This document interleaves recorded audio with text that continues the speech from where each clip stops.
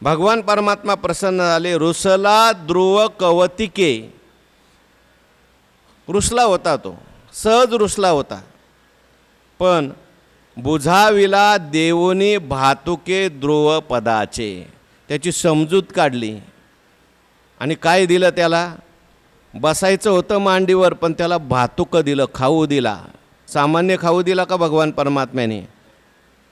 ध्रुव पदाचा खाऊ दिला. म्हणजे बसायचं आहे ना तुला, इथं बस, इथं अशा ठिकाणी तुला बसवतो की सगळे लोक तुला प्रदक्षिणा करतील, तू स्थिर राहशील. आढळपदी बाळ बैसविला ध्रुव, क्षीराचा सागरू उपमन्या. हे सगळं सामर्थ्य भगवान परमात्म्याचं आहे. म्हणजे मनोनी समर्थ जे जे करी, ते न हो न ये चराचरी, तुम्ही संत तया परी बोलवा माते. आणि आम्हाला माहिती आहे, जे भगवान शंकरांच्याकडे सामर्थ्य आहे, भगवान विष्णूकडे आहे, तेच तुमच्याकडे आहे. आणि म्हणून तुमच्या सामर्थ्याने आम्हाला काय प्राप्त झालेलं आहे ते पुढच्या ओळीत सांगतात. पुढच्या ओळी बघा, वाचा. तैशी जे ब्रह्मविद्या रावो, सकळ शास्त्रांचा विसवता ठावो, ते भगवद्गीता ओविये गावो ऐसे केले. वास्तविक पाहता आमच्या आवाक्याबाहेरचं काम. ज्ञानोबारायांनी सुरुवातीलाही हे सांगितलं आहे, शेवटी हे सांगितलं आहे, गीता हे माझ्या आवाक्याच्या आतली नाही. सुरुवातीला बोलले ज्ञानोबाराय, सुरुवातीला हे अपार कैसे के कोणे कवळावे, महातेज कवने धवळावे, गगना मुठी सुवावे, मशके केवी. चिलटाने आकाशाला आपल्या मुठीत घ्यायचं,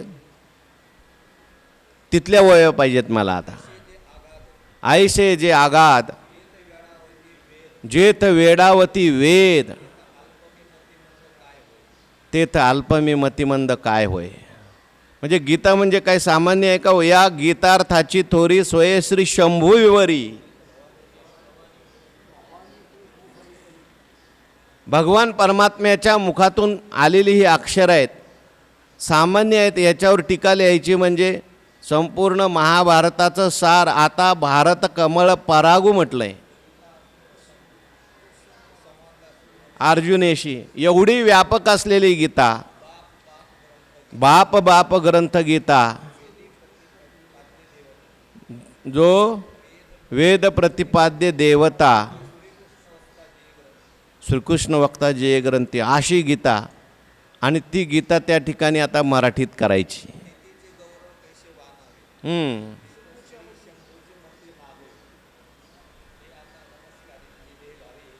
हेची भले भगवान शंकरांची सुद्धा त्या ठिकाणी मती चालत नव्हती.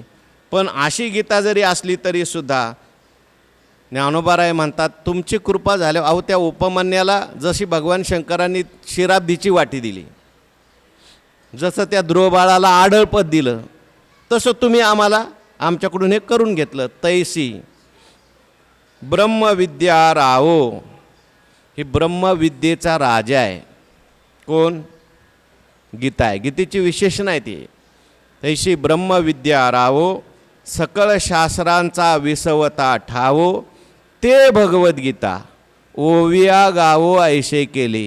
अशी भगवद्गीता ओवींनी गायची. म्हणजे भगवद्गीतेवर ज्ञानेश्वरी लिहायची, त्याच्यावर ओव्या करायच्या. ऐसे केले, माझ्याकडून तुम्ही ओव्या करून घेतल्या. पण ही भगवद्गीता काही सामान्य होती का? त्या भगवद्गीतेला 2 विशेषणं दिली ज्ञानेश्वर महाराजांनी. कोणती कोणती दिली? एक गीता म्हणजे, माझ्याकडे नका बघू, ओव्यात बघा काय ते. तैसे ब्रह्मविद्या रावो, गीता म्हणजे ब्रह्मविद्येचा राजा आहे. आणि दुसरं विशेषण दिलं, सकळ शास्त्रांचा वसविता ठावो, विसवता ठावो. बरोबर, वसवता नाही, विसवता. बरोबर आहे, विसंवता ठावो. म्हणजे एकतर ब्रह्मविद्येची राजा असलेली, साम्राज्ञी असलेली गीता आहे. आणि सगळ्या शास्त्रांचा विसवता. बरं का, मी वसवता म्हणत होतो, वसवता म्हणलं की अर्थ बदलला.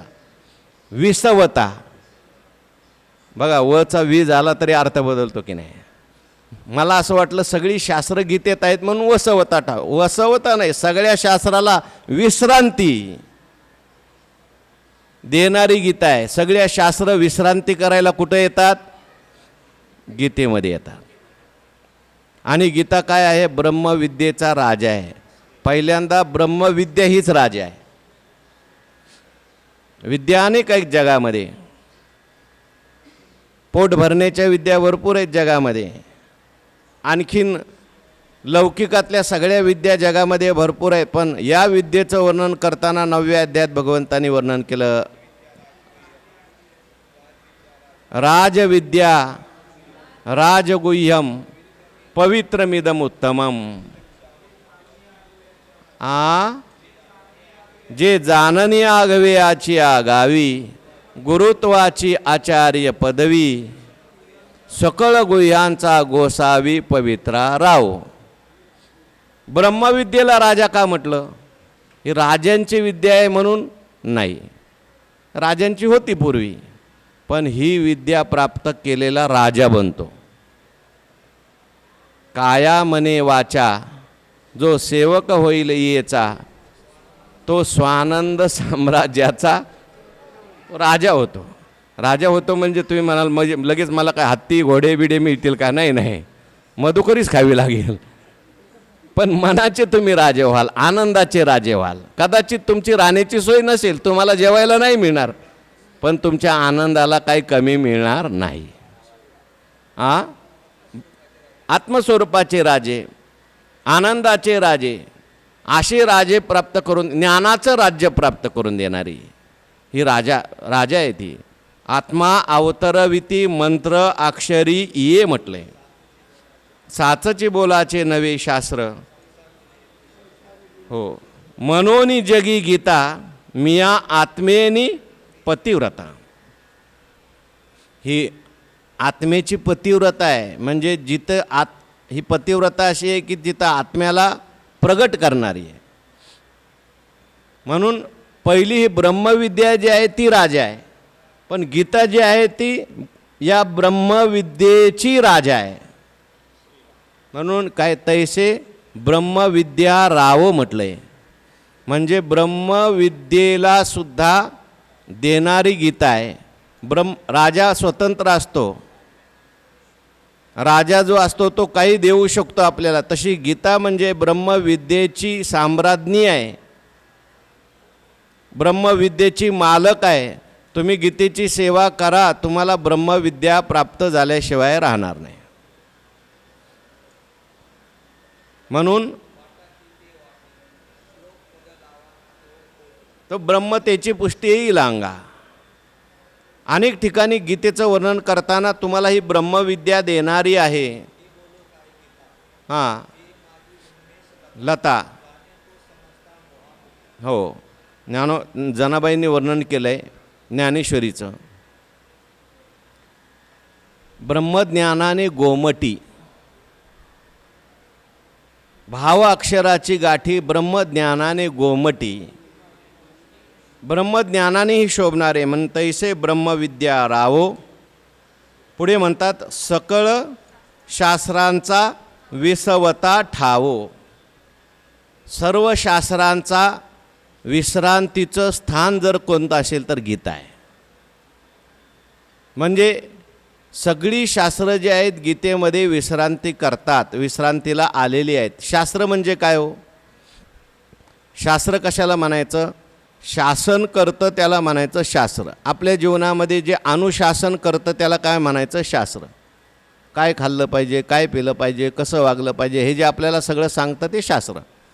किंवा ज्ञापकत्वम शास्त्रस्य शास्त्रत्वम, जे आपल्याला माहिती नसतं ते आपल्याला सांगतं त्याला काय म्हणतात? शास्त्र म्हणतात. शास्त्र शब्दाच्या अनेक व्याख्या आहेत. आपल्या हिताचा विचार केलेला आहे त्याला शास्त्र म्हणतात. ईशो जीवो जगत धर्मस्तत्वम इति पंचविषया यत्र निर्णीयते तत्र शास्त्रम. ज्याच्यात ईश्वर कशाला म्हणतात, जीव कशाला म्हणतात, जगत कसं निर्माण झालं, हा विचार केलेला असतो, त्याला काय म्हटलं आहे? शास्त्र. अनेक शास्त्र आहेत आपल्याकडे.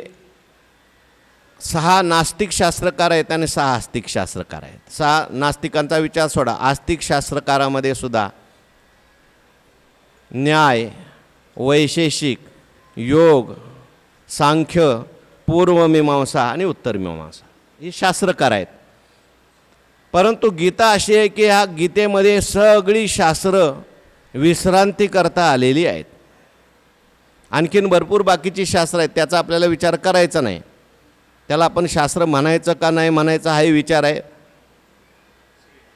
नीतिशास्त्र आहे, आणखीन बाकीचं रसायनशास्त्र आहे, भौतिकशास्त्र आहे, हे सगळी शास्त्र आहेत, लौकिका करतायत.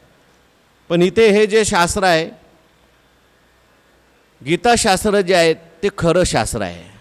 गीतेमध्ये भगवंतांनी सगळी शास्त्र आणलेली आहेत. म्हणून ज्ञानोबाराय म्हणतात, तुम्हाला सगळी शास्त्र शिकायची काय गरज नाही, एक गीता शिका. म्हणून जाणतया सवा गीताची एकी सेवा, काय करा लागावा शास्त्रीय री. सगळी शास्त्र शिकली आणि गीता नाही शिकला, अपूर्ण राहू शकतो. पण गीता शिकला, सगळी शास्त्र शिकल्यासारखं आहे. एकम शास्त्रम देवकी पुत्र गीतम असं म्हटलेलं आहे. सगळ्या शास्त्रांचं सार भगवंतांनी सर्वोपनिषदो गावो दोग्धा गोपालनंदना अशा पद्धतीची गीता आहे. म्हणून आघवीची शास्त्रे अविद्या विनाशाची पात्रे वाचोनी न होती स्वतंत्रे आत्मबोधी. शास्त्र वाच्ये अर्थे फळे मग आपण मावळे तैसे नवे हे सगळे परब्रह्मची.